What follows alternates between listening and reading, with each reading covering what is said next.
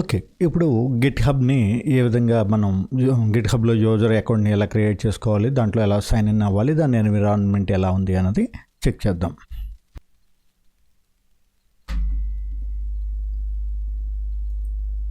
Okay. గూగుల్‌లోకి వచ్చి next github.com అని tap చేయండి. సో ఇక్కడ మీకు లింక్ డిస్ప్లే అవుతుంది. లోగో గుర్తుంచుకోండి. గిట్‌హబ్ రకరకాలు ఉన్నా బట్ ప్రైమరీగా ఫస్ట్ అదే వస్తుంది. సో దీని మీద క్లిక్ చేయండి. నెక్స్ట్ వన్, ఇంతవరకు మనకి అకౌంట్ లేదు కాబట్టి సైన్ అప్లోకి వెళ్ళండి.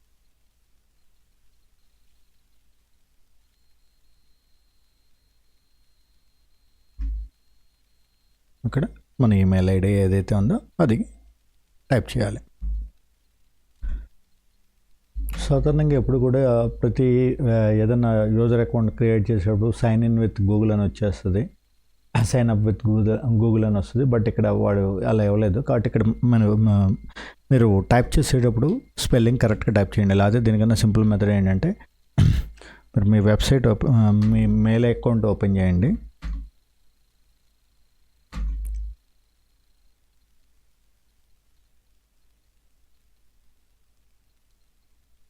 ఓకే, దీని మీద డబుల్ క్లిక్ చేసుకోండి ఇక్కడ. ఇప్పుడు దీన్ని ఇక్కడ పేస్ట్ చేద్దాం మనం.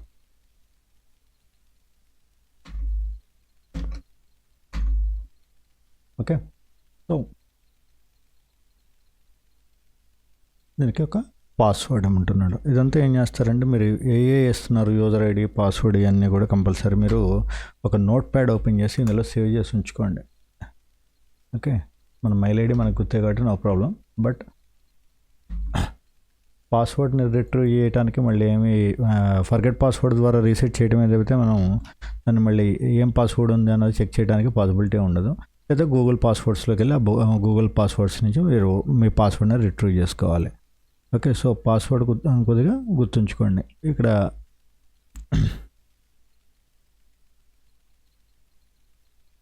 మనం ఏ టైప్ చేస్తున్నాం అనేది GitHub@2024. లేదా మీకు డౌట్ ఉంటే కొద్దిగా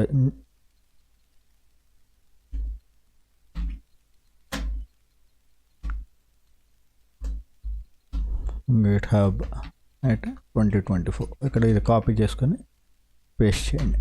పేస్ట్కి యాక్సెస్ ఇచ్చేయడం లేదో చూద్దాం. కొన్ని సైట్స్లో పేస్ట్ చేయడానికి యాక్సెస్ ఇవ్వడప్పుడు కంపల్సరీ మీరు చేయాల్సింది. నెక్స్ట్ వన్, ఇక్కడ యాక్సెస్ ఉంది, కంటిన్యూ.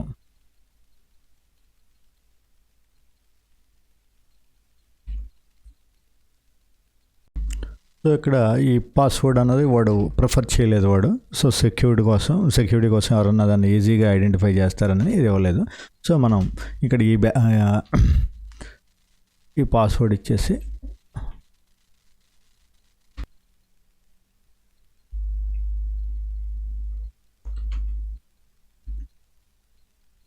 మా GitHub@24 అని పాస్వర్డ్ సెట్ చేసుకున్నాం. చేసిన తర్వాత అది కోడ్ వెరిఫికేషన్ కోడ్కి ఇలా స్క్రీన్ డిస్ప్లే చేస్తుంది. సో ఇప్పుడు మీ మెయిల్ ఓపెన్ చేయండి.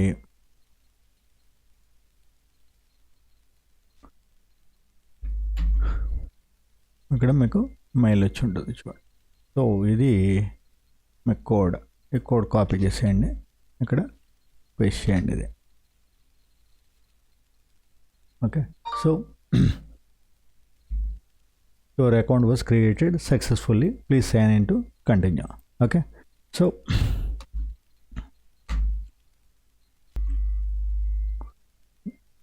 మనం యూజర్ ఐడి అండ్ పాస్వర్డ్ ఏమి ఇచ్చాం. సో ఇది నోట్ ప్యాడ్లో సేవ్ చేసుకున్నాం అన్నాం కదా. సో ఇక్కడ నోట్ ప్యాడ్లో క్యాన్లస్ batch 2024. Next one password my GitHub@24. ఇప్పుడు సైన్ ఇన్ మీద క్లిక్ చేయండి.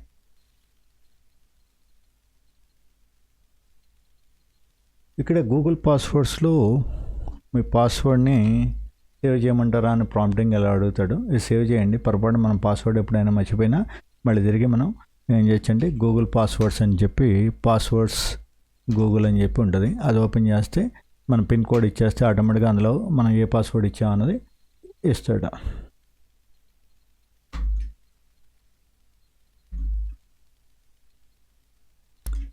ఇక్కడ వీడు జనరల్గా కొన్ని క్వెరీస్ ఉన్నాయి.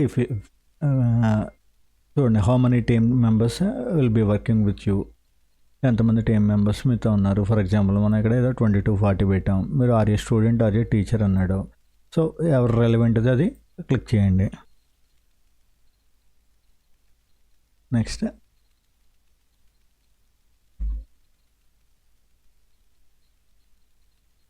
వీడి దగ్గర ఉన్న ఏ ఫీచర్స్ మీకు అవసరం ఉంది అన్నది అడుగుతున్నాడు. సో ఇవన్నీ క్లిక్ చేసుకుంటే వెళ్ళండి. కొలాబరేటివ్ కోడింగ్ కోసం, అదేవిధంగా ఇక్కడ సెక్యూరిటీ, క్లయింట్ యాప్స్, అదేవిధంగా ప్రాజెక్ట్ మేనేజ్మెంట్ అన్నీ మీకు కావాల్సిన వర్క్ అంతా కూడా కావాల్సిన ఫీచర్స్ అన్ని సెలెక్ట్ చేయండి. కమ్యూనిటీ, ఓకే, కంటిన్యూ కొట్టి. ఇక్కడ మళ్ళీ ఏమి ఇచ్చాడు, ఫ్రీనా లేకపోతే గిట్ హబ్ దీనికి పెయిడ్ వెర్షన్ కావాలా, ఫ్రీ వెర్షన్ కావాలా. సో మనకి ఫ్రీ వెర్షన్ చేయాలి కాబట్టి జస్ట్ ఫ్రీ వెర్షన్లోకి వెళ్ళిపోండి. అది చెప్పుకున్నాం కదా, ఫ్రీ వెర్షన్లో ఏమవుతుంది, కొన్ని లిమిటెడ్ యాక్సెస్లు మాత్రమే ఉంటాయి. మనకి వెబ్సైట్ చేయాలంటే అన్లిమిటెడ్గా ఉండవు. సో ఇది మీ ఫస్ట్ డాష్ బోర్డ్.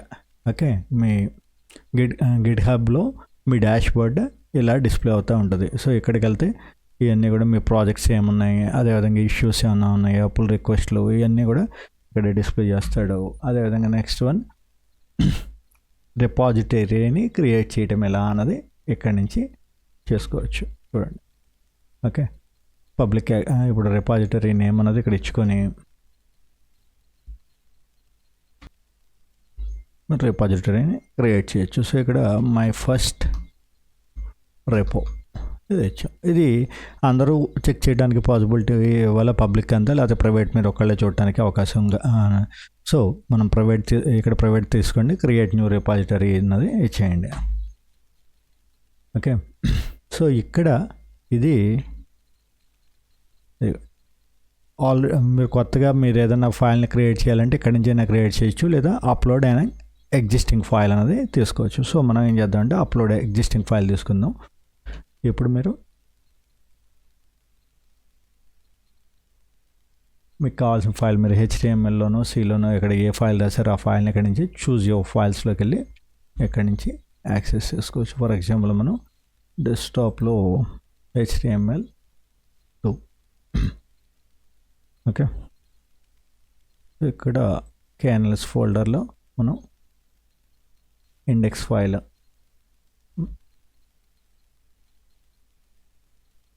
యాడ్ చేసాం. అదేవిధంగా నెక్స్ట్ ఇంకేమన్నా యాడ్ చేయాలంటే ఫొటోస్ అయ్యి నేను చెప్పుకున్నాం కదా, మనకి ఫోటో అన్నది అక్కడ లేదు. సో కాబట్టి HTML ఒకటే మాత్రమే ఉంది కాబట్టి మీరు మెయిల్ ద్వారా పంపించినప్పుడు అది యాక్సెస్ చేయడానికి పాసిబిలిటీ లేదని చెప్పాం కదా.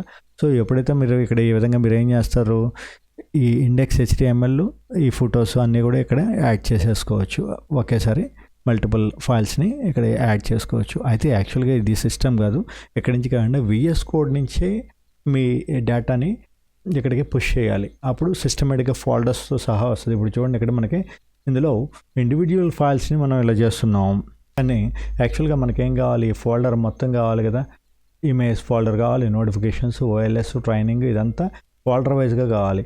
మొత్తాన్ని ఒకసారి సెలెక్ట్ చేసి చూడండి. అని తీసుకుందా, ఏం తీసుకుంది, ఓన్లీ ఇండెక్స్ ఫైల్ మాత్రమే తీసుకుంది, ఫోల్డర్స్ తీసుకోవట్లా. సో ఇప్పుడు మనం ఓకే, ఇది ఎలా చేయాలని చూద్దాం. నెక్స్ట్ క్లాస్లో ఇండివిజువల్ ఫైల్స్ అయితే 1 or 2 ఫైల్స్ అయితే ఈ విధంగా మీరు చేసుకోవచ్చు.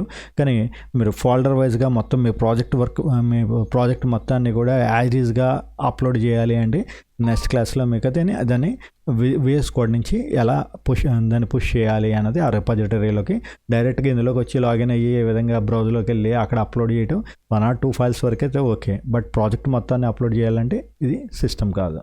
సో ఇక్కడ కమిట్ చేంజెస్ అన్నది అడుగుతున్నాడు.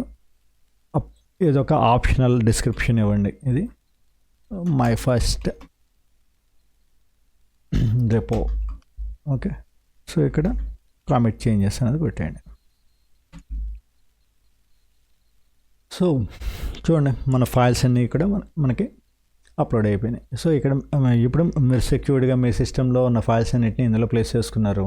మీరు ఎక్కడి నుంచి అయినా కూడా గిట్ హబ్లోకి లాగిన్ అయిపోయి మీ ఫైల్స్ని ఇక్కడి నుంచి మీరు యాక్సెస్ చేయడానికి పాసిబిలిటీ ఉంటుంది. సో ఇది దీన్ని మళ్ళీ మీరు డౌన్లోడ్ చేసుకోవాలనుకోండి, ఈ ఫైల్స్ అన్నిటిని డౌన్లోడ్ చేసుకోవాలి అంటే కనుక, లేదా షేర్ చేయాలి, ఎవరికైనా షేర్ చేయాలి అనుకోండి, ఇది క్లిక్ చేసి ఈ లింక్ క్లిక్ చేసి వాళ్ళకి పేస్ట్ చేసేస్తే కనుక, వాళ్ళకి ఫార్వర్డ్ చేస్తే ఈ ఫైల్స్ని వాళ్ళు యాక్సెస్ చేయడానికి అవకాశం ఉంటుంది. అదేవిధంగా గిట్ హబ్ యాప్ ఒకటి ఇన్స్టాల్ చేసుకుంటే డెస్క్టాప్ నుంచి యాక్సెస్ చేయొచ్చు. అదేవిధంగా జిప్ ఫైల్ కింద, అంటే మీరు ఇక్కడ మొత్తం 10 ఫైల్స్ అప్లోడ్ చేశారు, వీటిలన్నింటినీ కూడా మీ సిస్టంలోకి, వేరే సిస్టంలో మీరు లాగిన్ అయ్యారు, అక్కడ దాన్ని యూజ్ చేసుకోవాలంటే ఇలా జిప్ ఫోల్డర్ కింద డౌన్లోడ్ అవుతుంది. ఆ డౌన్లోడ్ అయిన జిప్ ఫోల్డర్ని మీరు ఎక్స్ట్రాక్ట్ చేసుకొని మళ్ళీ అక్కడ, ఓకే, సో ఆ ఫైల్స్ని మీరు అక్కడ యూజ్ చేసుకోవచ్చు. ఏ సిస్టమ్ కావాలంటే ఆ సిస్టంలో మీరు దాన్ని యూజ్ చేసుకోవచ్చు. సో ఇది మనం ఈరోజు క్లాస్లో, ఈ క్లాస్లో ఏం చెక్ చేసాం, గిట్ హబ్ అకౌంట్ని ఎలా క్రియేట్ చేసుకోవాలి, అది ఎలా సైన్అప్ చేయాలి, ఆ సైన్అప్ చేసిన తర్వాత ఒక రెపాజిటరీని ఎలా క్రియేట్ చేసుకోవాలి, ఆ క్రియేట్ చేసిన రెపాజిటరీని ఎవరికైనా ఎలా షేర్ చేయాలి, లేదా మీ సిస్టంలో వేరే సిస్టంలో దాన్ని ఏ విధంగా డౌన్లోడ్ చేసి యూజ్ చేసుకోవాలి అన్నది చెక్ చేసాం.